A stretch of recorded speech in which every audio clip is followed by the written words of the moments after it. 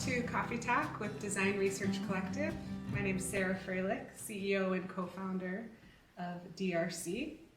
Our guest today, Austin Curtis, Principal Product Insights Researcher at Target, a good friend and colleague. I'm going to read his LinkedIn because it is absolutely accurate in the description of who he is and what he's great at. Passionate and empathetic storyteller, agree. A loyal and influential team member, yes. And a seasoned human-centered researcher that loves to inspire with insights. Austin is pretty much a genius insights mind. I've gotten to work with him for several years. He's worked on many products you know and love, in particular, all your favorite food brands at Target. So think Good and Gather, Market Pantry, Favorite Day. It's likely that you've touched or even eaten food that Austin has helped work on. He went from a food scientist at General Mills to become the passionate researcher he is today at Target, focused on food and beverage. Listen in as we talk about how empathy fuels innovation, my favorite quote from him, food is not going anywhere, and a little bit of insight into his new and very adorable rock collection. Yeah, thank you for being here. We're excited to be at Cicerone, which is in the St. Anthony Park neighborhood, near and dear to both Austin and I's heart. Yep, 2 blocks from my home. So. Yes, and we thank them so much for their beautiful space, and I highly recommend you check it out if you can. So I mentioned a couple brands. Yep. Are there any special products or services that maybe our listeners might not expect that you've spent months of your life working on that people might encounter in the real world? Gosh, yeah, months, maybe closer to years. I mean, like you talked about, Good and Gather is a massive brand that has products that span the entire grocery floor pad. It hits so many different need states and guest wants and all the different things that you need from a grocery store. I touched so many of those products, worked with all the teams that develop them and think through it and make sure that, as we talk about our guests, that we're thinking about them as those products being designed. Favorite Day was another big brand that is newer to Target, I think within the last couple of years, but that was also another really great brand that from the ground up was based on guests and being centered on their needs, finding things that would really, lean into the indulgent sweets, treats. We talked about it as being a rewarding and reflecting moment for those types of products. So you'll see a lot of them showing up from, foams for your coffees to bakery products, ice creams, to pretty much I think all of our seasonal offerings that are own brands are at Favorite Day at this point. So if you go and walk through the Easter set currently, that's loaded up with Favorite Day. Market Pantry's been there for a long time, and so that's a brand that has surprisingly a lot of equity with Target and Target's halo, and so that's something that we're starting to dabble in a little bit more, especially with as prices increase. As my favorite meme that I've been seeing online is are we just shopping at the airport now, it feels like? That feels like it. Oh my goodness, that's a great metaphor. It's true. Yeah. And then more specifically, there's we did a lot of work around dinner time and the needs for guests around that, and worked with DRC pretty heavily, coming from everything from the discovery to storytelling to prototyping and going in stores. But the big product that came out of that was this idea around a meal bag, and doing all this research beforehand, the idea that I remember leaders still asking about, we got to get a meal kit out there. And we're like, well, is a meal kit the right solution for us? But going through all the research and realizing that the meal kits that were out there were so hands-on and took so much time to do that it really negated so much of the market. If you had a child within a block of you, if you just didn't have the time or bandwidth to even put the effort into learning a new recipe. So the idea around the meal kits was,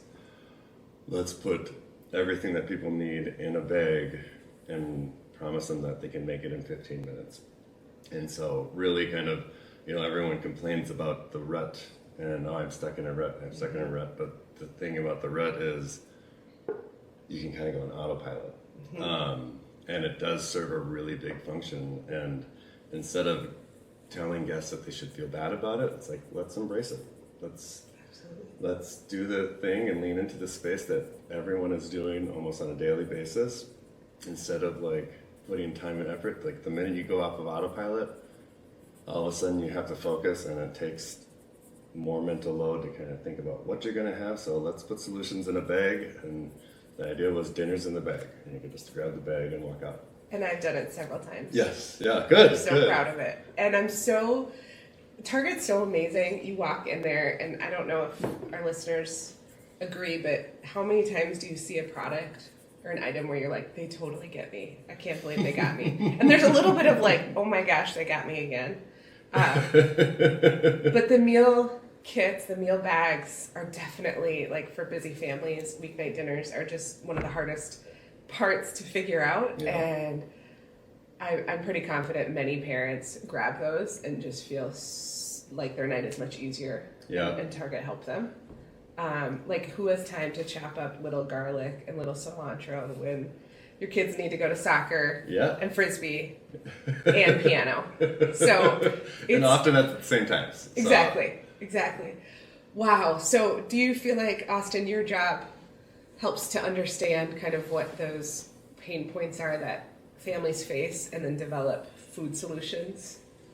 Yeah, absolutely. I mean, I think that's one thing that we really, since I started at Target 6 years ago and started working with the food and beverage, the product designers in that space, I think one of the first things that I quickly realized was just the need for us to get out in the field and have those empathy building moments with our guests to understand what it's really like in their homes, to bring their needs to the forefront, understand their behaviors, and get the teams on like an empathy driven basis so they understand who they're designing for and why they're doing it. Because at the end of the day, like, if you have empathy for someone that you are thinking about, maybe it's a gift or maybe it's a product that you're designing, all that empathy is what it does. It just fuels your own intuition as to what's right and what's wrong. And the more empathy you have, the better your intuition has to how to design and build products. I kind of think about it as like, it's like buying a gift for your mom versus buying a gift for moms. Like it's, your mom's needs way better than anyone else, and you're able to anticipate that is. But like, whenever I see a list for like, these are great for moms, you're like, it's so generic that it doesn't have that personalization, that moment where you're like, oh, they know me, they understand what I need, they understand the things that I'm going through. And when you can do that, it's just that little snap of this is for me. And those are really the what we try to like build into every product that we help work on. I can't believe how good Target could be. And like, I'm noticing in the food aisle more and more, like, this is for me as a customer, not just as a researcher. And then I've also worked on the products too. I this is so. That's the thing. I mean, food's not going anywhere. Like, food is the mental load and the mental decisions that have to be decided on every single day. And dinner is never ending. Lunch is never ending. It seems like we should have this in hand, but regardless of life stage, regardless of who's in the home, it is a mental load that you always are thinking about. So food is not going away. That's so profound. It's so simple and so profound at the same time. I'm gonna have to think about that even more. I don't know if it's job security, but it feels like it. For sure. So we sometimes grab quotes out of this, and you said something so interesting that I've actually been struggling with, like how to match intuition with empathy. Mm-hmm. And I love how you put it, that the empathy can fuel your intuition. Yes. That's really neat, Austin. I never thought of that. It's the thing that, I mean, to even have intuition as to what's going to happen or where it's going to be, you have to have memories or feelings or something that is fueling it and building it. That's why when you walk into a space or an area or around people you don't know or you don't recognize, that I feel like so much of that, like the even social awkwardness is, I don't know what to expect, and you're trying to navigate it all. But the minute you go and walk into a room with people you know and how much more open and free you can be, where you're not like dissecting what's happening, is all that empathy that's turned into intuition. Absolutely. Wow. How did you get here? You have so much wisdom in this space, and I love hearing your point of view. Tell us kind of the steps that took to this pretty awesome job. Working to support innovation at Target. Yeah, gosh. Well, it's been a long road. But at the same time, it hasn't been at all. Like, I think, so I went to school for biology, chemistry, with the idea of like, oh, I'm going to be a doctor. That was this is the things that I'm good at. I'm good at the sciences. I understand them. And this is my path. And going to college and becoming an expert in those spaces, I quickly realized like, oh, I'm good at this, but I don't necessarily have a ton of passion for it.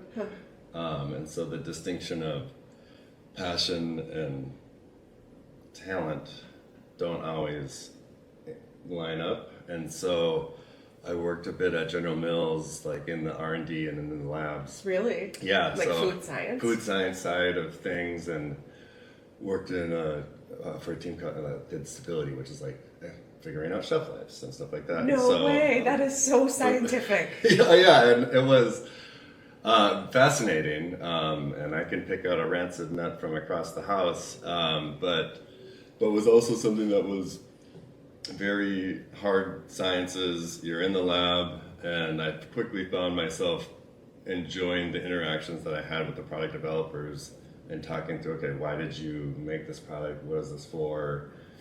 And honestly, someone on the broader team that I was on at the time actually did Reba training to learn how to moderate, and they came back and did like a half-day thing about it. And I remember walking on that and being like, wait, you can just go interview people and talk to them and be curious, and then you get to tell that story afterwards. That's a job? Yeah, I'm like, wait, you can do that? And so much of research is still like based in that, you're collecting data, you're analyzing it, you're deep thinking, but I think I have a creativity to me that I like to express, and being able to do that while also kind of holding onto this foundation of research was really that moment that kind of solidified like, oh, this is the path for me. And so one thing led to another. I started doing the network thing and landed in a role doing qualitative researcher, and just was like kind of thrown into the field, like, all right, here's the first focus group. And I was like, what? I was like, what? Well, I gotta, like holding on to my little sheets of paper, like, okay, asking questions, but kind of. Do you remember the topic? I just set the scene. It was about CrossFit. It was about, there was a company that was looking to get into this emerging space of CrossFit, and trying to see if they had brand equity to make products specifically for the CrossFit community. And so that was something where I just was like, all right, let's go talk to CrossFit. So a room of CrossFitters? Yeah. And Austin? Yeah, exactly. And terrified Austin? And I think the first one was a little rough. I think the second one went a little bit better. And then the third one, I was just like, you know what? Let's just have a conversation and have fun with it. And I think that was kind of that moment when I actually got into the research and was just like, oh, these are people, I'm having conversations. Like, let's just have fun with this. And I don't know, anything that I'm working on, if fun isn't a major part of it, I'm pretty quick to disengage. And so having fun built into it and making sure that it's not only engaging for the people that I'm talking with, but also for myself, like that's really when the sparks start to happen for me. Yeah. Oh, that's so funny. We do trainings for these really serious medical device companies. Oh yeah, yeah. And I'll kick them off and be like, this should be fun if you're not having fun. And I can see their faces sometimes like, what? Fun at work? But I'm so glad you brought that up to anyone thinking about a career in this. Like for us who are mix of introvert, extrovert. Yeah, absolutely. I'm not a mix. I am flaming extrovert. Okay, only. yeah. But I know you have both parts. Yes. It's so fun to get to do a job like this. Yeah. So Austin, jumping back, so you're doing CrossFit, focus groups, and then what? What got you into food? Okay, yeah, and so the company that I moved to at the time from General Mills, their biggest client was General Mills. Oh, got it. And so it was like I knew their business, I knew kind of how it operated, had some inroads there, I understood their brands, and so and they were based on the West Coast. And so I was in Minneapolis at the time, and so it was easy for me to shoot over to their headquarters and take meetings and whatnot. So that's really where I started doing a lot of my work and building relationships there, and did a lot of brand work. I think I did every single kids cereal brand champion work. Really? So from Lucky Charms, Trix to Reese's to Captain Crunch. Not Captain Crunch, but Cinnamon Toast Crunch. Oh. But we're all very familiar with all those brands. Oh yeah. They've all lasted. So you did good work. Yeah. Talking to them about the back of the box and talking to a 10-year-old about why they love Lucky Charms I'm like, I can't believe I do this. This is great. That is so. You have worked with kids a lot because we worked together on a kids project. Mm-hmm. I mean, that is a wild experience to bring the kids' voice to corporate America or to a food, company. Yeah. It's a really cool opportunity. Yeah. You're good at it. And kids are great in the sense, especially interviewing them, because if you can kind of break through that shell of them being a little shy, the moment they start just like letting their thoughts out, you're like, I've never heard that string of words put together, but I love it so much. Yes. Oh my gosh, yeah. And even just coming up with like the methodologies and the questions you're going to ask and the games you're going to play to kind of pull things out of them, I think was really that moment, a big moment for me to like, oh, let's make this as fun as possible. Like this is going to be crazy. Yeah. You and I have gotten into research with kids and had like, oftentimes, for those of you who haven't done research with kids, it takes a team. Yeah. It takes a team. Like, you don't go by yourself. Oh, yeah. Because you may need one person to be babysitting the younger sister. There may be different props flying around. Oh, yeah. There's always good stories after kids' research. Yeah. But then, like you said, the notes, like you could read the transcript at the end and be like, these kids are brilliant. Oh, yeah. Yeah. Like, super inspiring. They're just not... They don't have I don't know if it's a jaded outlook on things, but they just are seeing things with such different eyes that it just makes what they say so inspiring. You're like, oh yeah, I didn't think of it like that. Or yeah, each of these little marshmallows has a story attached to them. Like it's great. Are there foods at Target today that are kids' foods that you've helped? Yeah. I think that was something too. I think when I first started doing research, and I think that we wanted to dig into, I think at the time it was like a kid's Lunchable, and rethinking that and talking with the team. I'm like, well, what do we know about kids? Period. And they're smaller than we are. I'm like, okay, well, that's a start. And so took that project and kind of took a couple steps back to really understand like kids aren't a monolith, and looking at kids across age ranges and life stages and specific moments when they are big shifts in behaviors and what they're into, and when that moment of as little kids, they're very self-centered, but their world is this big, and so you kind of understand it to those moments where they start breaking out and becoming more individuals and understanding, who are friends and who are this, and they're having specific opinions about things. And we did a lot of work there to like show that like, all right, if we're making a kid's product, having an idea of who this product is for and not just a kid, like what kid, like how old are they? How do we look at the package? How do we look at the size of what the product is? I think there was one thing that we had a lot of conversations about, like, oh, these are for kids, and you could tell because you look at the package and they just put like googly eyes on everything, which, hey, I'm a big fan of googly eyes on anything. But it also made it very small as to who parents would look at that and who that was for. Yeah. And so all of a sudden, breaking that out and having products that could be designed not just how the product shows up, but also like how it shows up on package, because in the food and beverage space, so much of that, that first moment of walking down the aisle and seeing a product on the shelf isn't you interacting with the product, it's you interacting with the package. Yeah. And so understanding like who that is for quickly and intuitively was important. And so I think, there's, if you go down the granola bar aisle, there's a bunch of granola bars in that space that Good and Gather has come up with that we help them design and focus in that this is going to be for an older kid. That doesn't mean that younger kids aren't going to be eating them. It's just that if you have a tight focus as to who you design this for, you can meet their needs more and still meet the needs of everyone else that is going to be looking for those bars. So I believe in that. I've had to talk about that, like strategic choice, to clients lately a lot. That meeting the needs of everyone is like meeting the needs of no one. Yes, absolutely.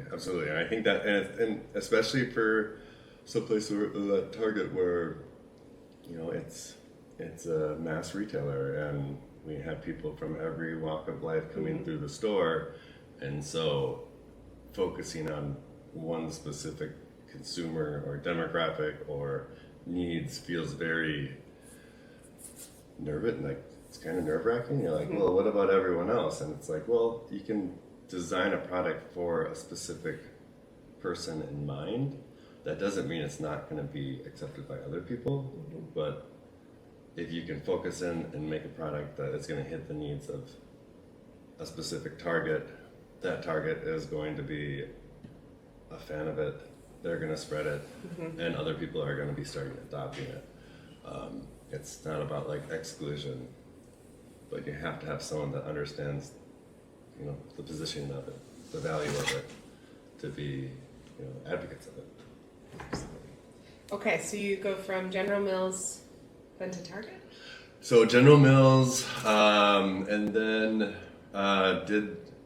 was at the one company for about 4 or 5 years, and then did research kind of freelance for another 4 years, which was great and kind of opened the doors to a lot of different areas. And then worked with like Starbucks and Hershey's and 3M every once in a while. And then at that time, started dating my partner, and he was at Target. And at one point, I'm just like, I wonder if Target has anything in this space of, human-centered design or just insights and research like this, and found this current role. And I remember reading the job description and being like, oh, this is literally exactly what I do and like what I bring to the table. So it was kind of a moment where, I don't know if you've ever had the moment where you find a job description and you're like, oh, this is perfect, like for me. So that's amazing. How long have you been there? So I've been at Target now for 6 years. Yeah. And we were talking about this earlier, but like when I remember joining the Product Insights team, and which you were a founding member of. The founding member, right? Yeah. Yes. So it was just me for a couple of years. Yeah. So yes. Yes, and so going from that, I think it was team member number 6, and over the last 6 years, I think our team is up to 25, 26 people. And when I started, it was you kind of dabbled in all of the different pyramids, and now every pyramid has its own designated insights team with leaders, and so it's very much more specified. The product developers have access to much a lot more insights that are specific to the products that they're designing. Like Target has a lot of insights teams, but a lot of them are looking from the tops down. Yeah. And I think the product insights team does a really good job of working with the teams, and it's kind of from the bottom up and filling that gap that was missing as to like who we're designing for, why we're designing things, and meeting their needs. So some people don't even know how many designers, like people working on their own brands. It's amazing. Yeah, the teams are huge. So I forgot to ask you about your Jekyll and Hyde. So Jekyll and Hyde is like your day persona and your night persona, because that could be really fun too. So like, what is your title? And then what is your title when you take off your work hat? Okay, so I'm a senior product insights researcher at Target, focused on food and beverage. But specifically, I work with the own brand growth team, which is a lot of like innovation areas, looking at things that are like 3 to 5 years out, doing deep research on those areas, and then building out foundational insights that when the teams that are developing the products can then be like, okay, where's all those insights on plant-based proteins or dinner solutions or like functional foods and drinks and things like that. Like they already have a bastion of insights that they can start pulling from and understand how to like execute pretty quickly. My night persona, geez. Well, I live over here in St. Anthony Park with my partner of 8 years. We went out to we did an anniversary dinner this last November, and I was sitting there at dinner, and I was like, "Well, happy anniversary, sweets, to 9 more years." He's like, "It's been 8 years." Like, whoa. So hey, but I booked dinner, so that's good. I'm a cat dad. I have two kitties at home, and I'm an avid gamer, from video games to board games. So if you ever want to play any board game, I probably have it in my closet of board games. I've been playing a lot of Dungeons and Dragons lately, so that's been a big thing, and that's been helping out. But other than that, like I got into rock tumbling over COVID. Oh, you just got so much cooler. So much cooler. It was one of those things that I remember asking first as a child, wanting a rock tumbler. I'm like, yes, I just want to polish all these rocks, because we would go on walks and I would just come home with like pockets full of random rocks. But right, like at the beginning of COVID, I think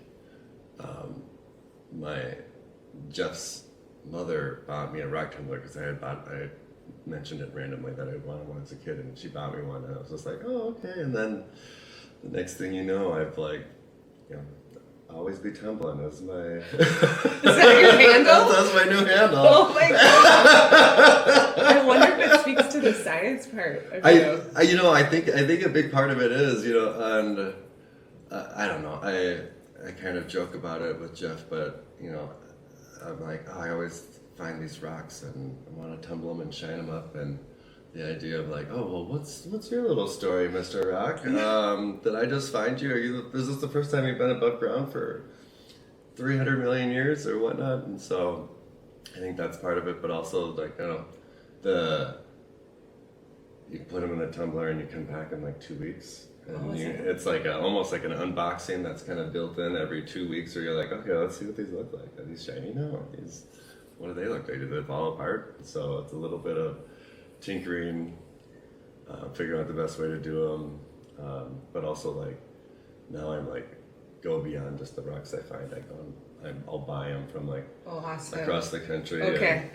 And you're like, oh, these are from Malawi, I guess, and whatever. So it's This is getting really interesting. I have a lot. Like, it's to the point now where I'm like, okay, now what do I do with all these shiny rocks? And Jeff's like, yeah, what do you do with I can't them? wait to see. After this, I need a picture of your collection. But I also have this image in my mind of Austin doing a focus group with all his rocks to understand their story. And then creating a PowerPoint deck It would be, yeah.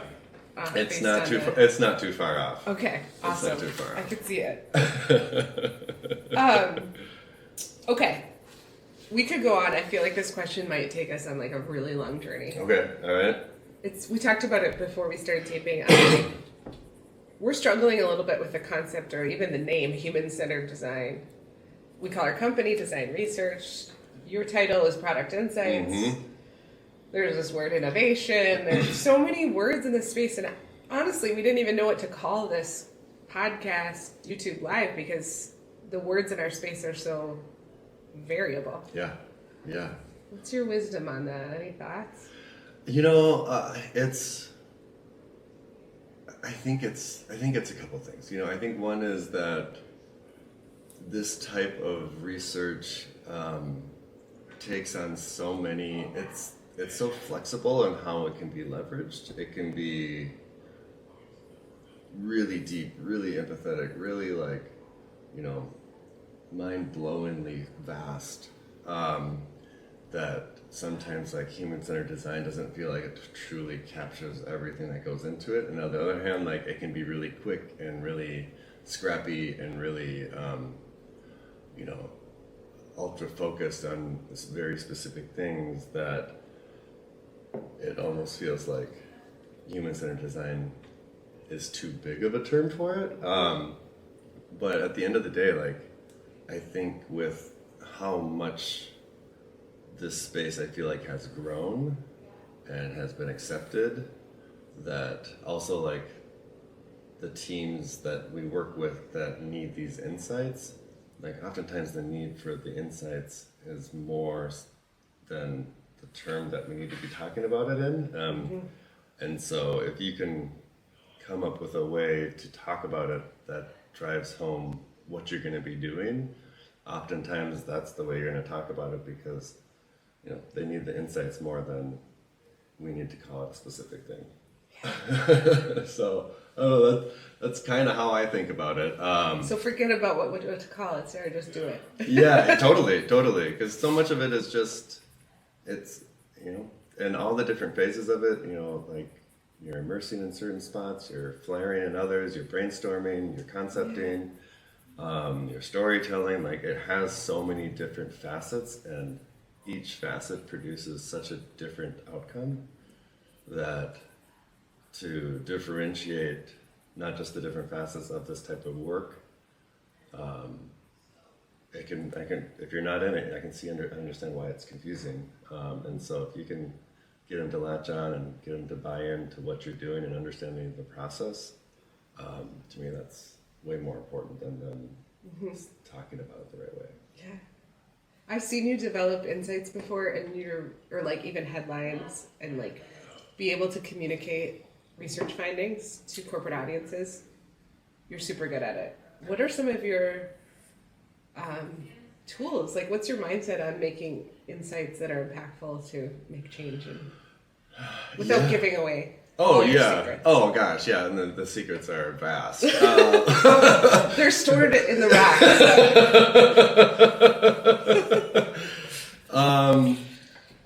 You know, I think, you know, you're writing these decks and you're writing, you know, you go into the field and you talk with, you know, all these different people and consumers and guests. And I think for me, the thing that I try to hold on to the most and keep in the back of my head is that this is something that we get to do, and we get to go into our guests' home, into people's homes, and get them to open up and talk about, you know, some things that they don't think about, some things that are very near and dear to their heart, and getting them to open up. And at the end of it, like, if you're not telling their story in a way that is going to be heard, you're just not doing it service.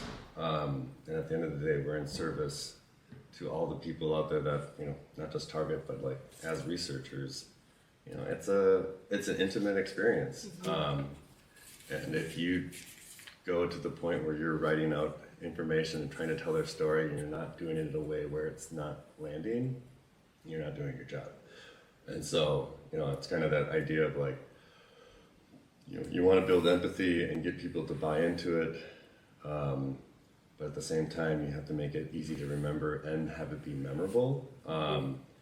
And for it to be memorable, like, you have to kind of hit those heartstrings. You have to make it emotional. You have to get them to connect to, you know, whoever you may be talking about in a way that makes them care.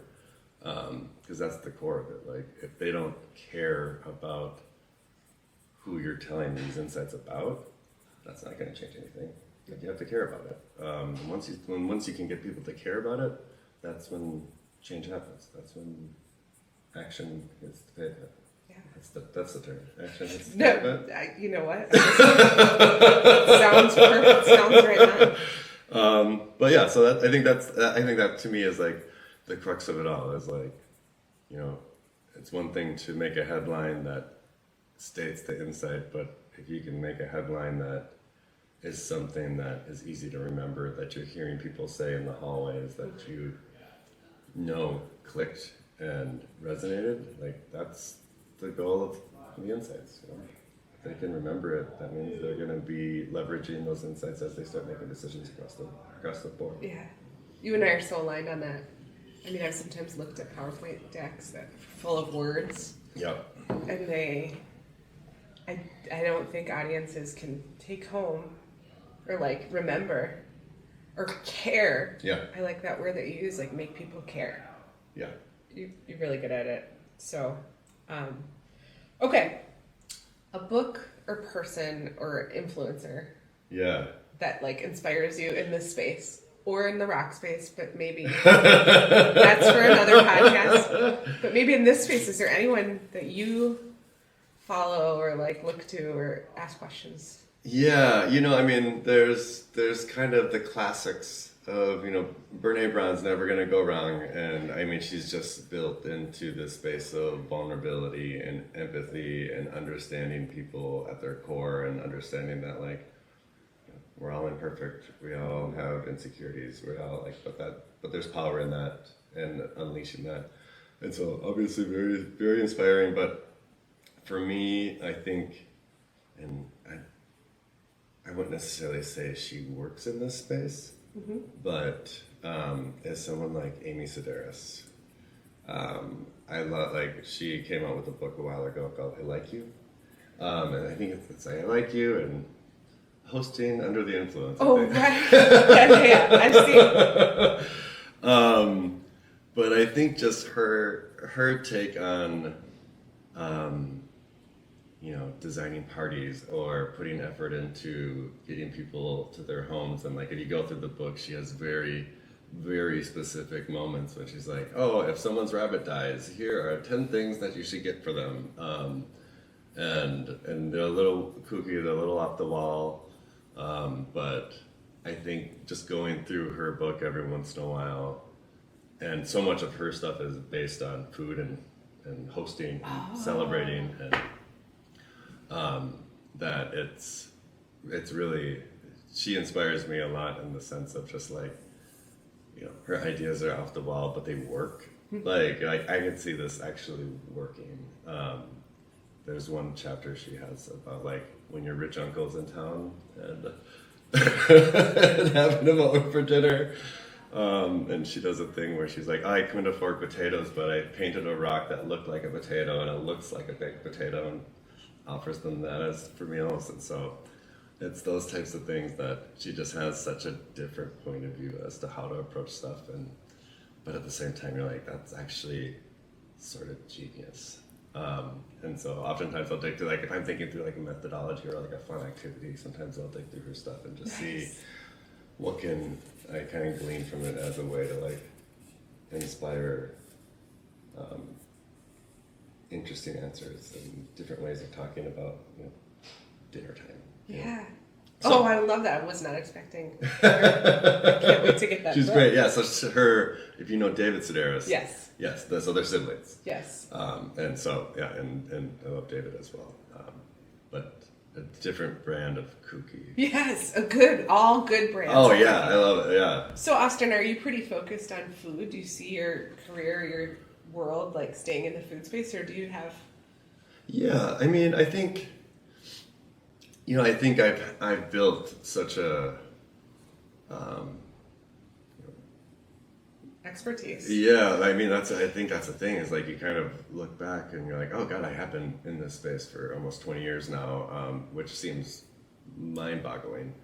But I think I'll always have a toe in this space. I think there's, like we were talking about before, I mean, food's not going anywhere. And people are constantly struggling with it as to what to do and what to buy and what to make and things that could be better about it.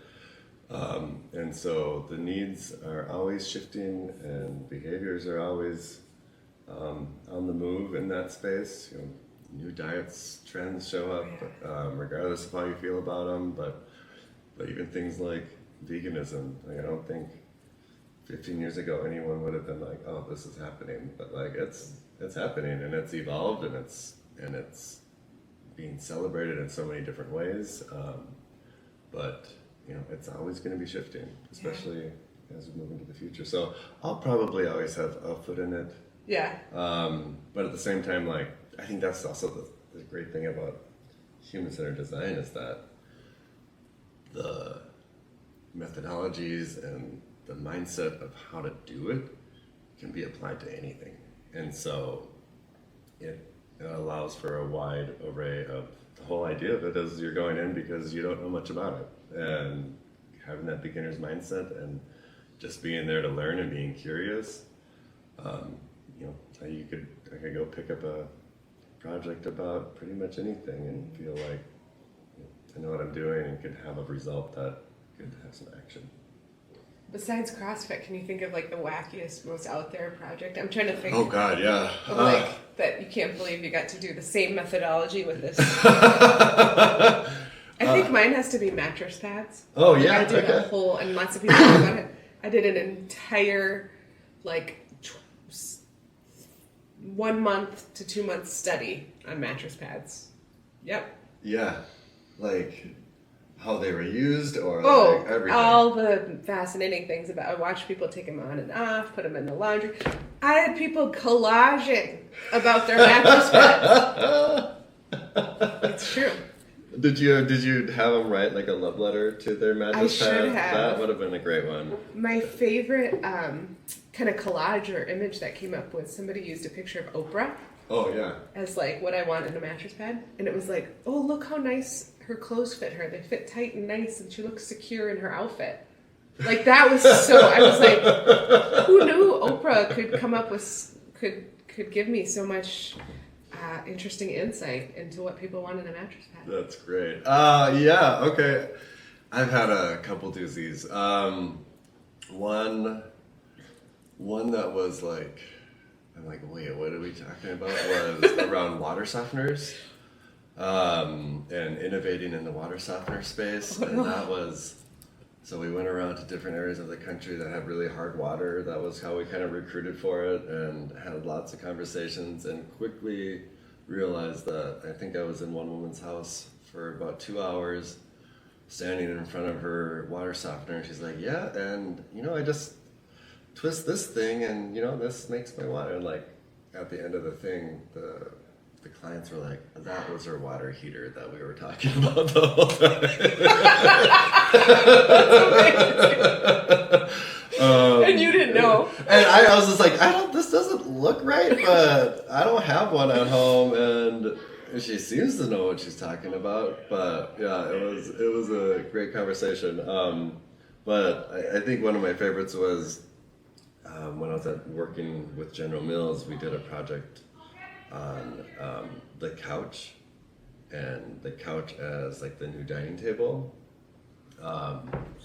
Yeah, and so we went and had people. We had them write love letters and breakup letters with their couches, and had them read them out loud. And we did like roommates, and so it was like 3 roommates that lived in the same house and had to use the same couch, and they all were like, do I really have to read this? I'm like, yes, let's hear this. And they were all just cackling, but really funny, but also like really endearing letters to their couches.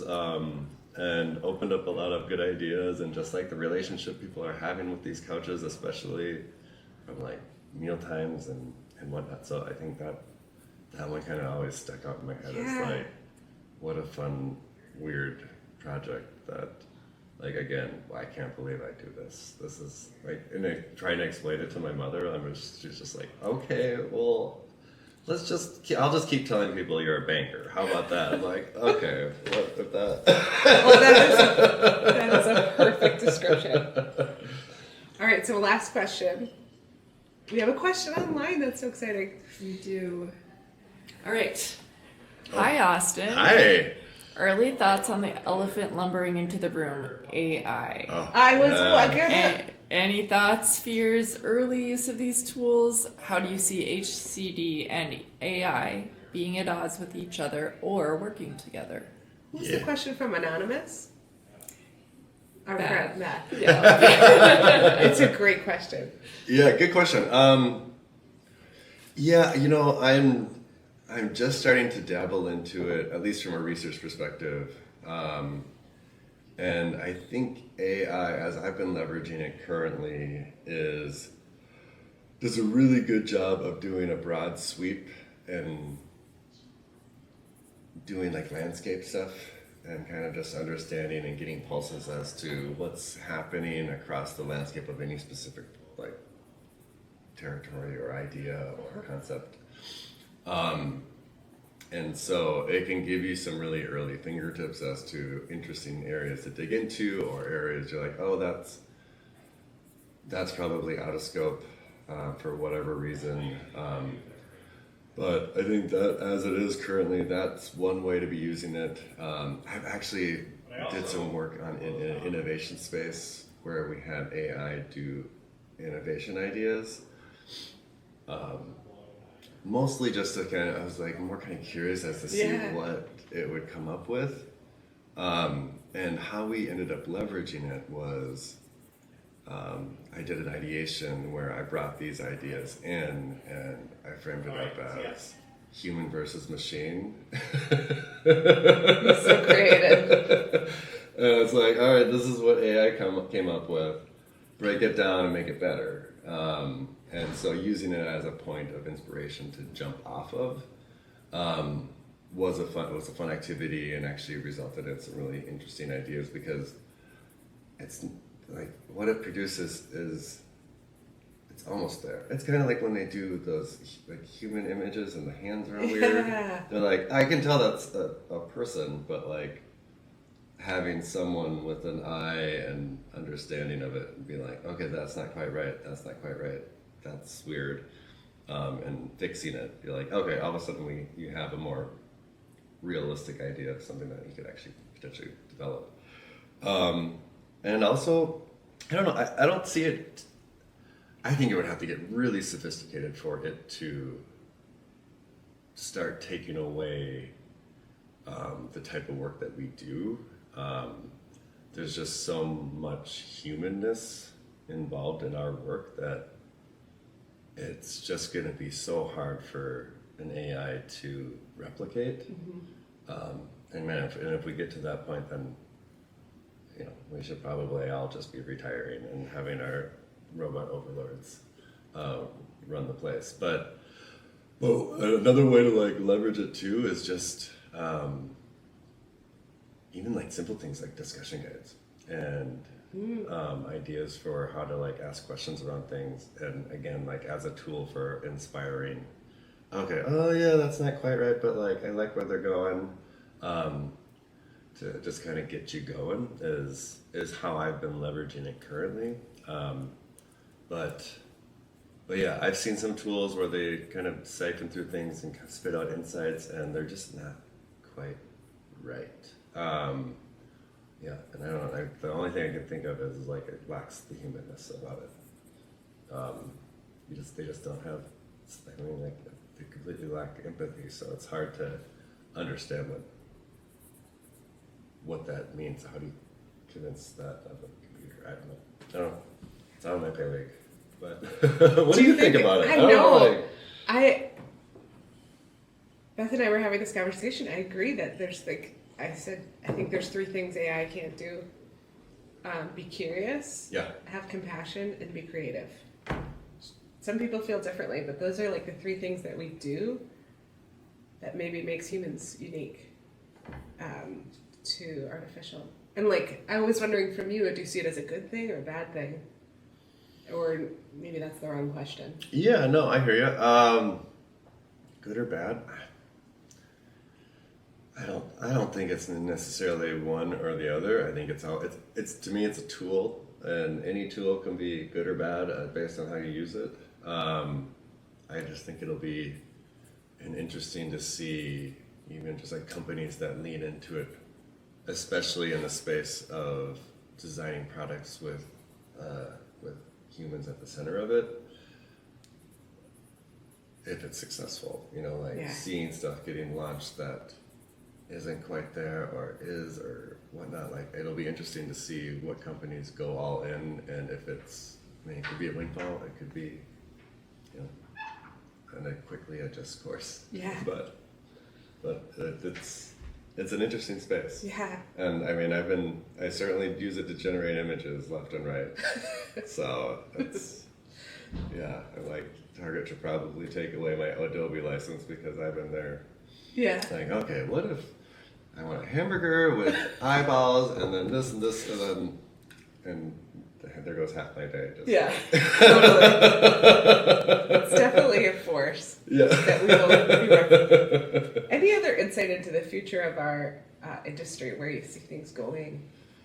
Yeah, I think it's, I think as we move forward, especially with like how prevalent AI, it's hard to see a world where AI just dwindles out, like it's not going anywhere. But I think there is going to be a point where, what we bring to the table is going to be valued just that much more because it can't be replicated in that way. And maybe that's me being a dinosaur that's like, no one can do this like this, and who knows? Things can change really quickly. But I think there's always going to be a deep need for empathy and intuition and just general humanness built into things that speak to consumers in a way that they see the connection, they understand how to use it, it's built for them, that you just can't quite replicate yet. So as in the future, there's, I think our space and what we do is only can continue to grow. Even across and looking at other companies, they're building teams around it. They're seeing the benefits of it. They're seeing that, not just the personalization of products, but customization as well. And it's just hard to do without a team of people that are in the weeds and in the fields and talking to consumers about it. So thank you so much, Austin. It was awesome to talk to you, and thank you for those that listen. I can't wait to talk again. Yeah, So for come sure. back. For sure. All Bring right. some reps next time.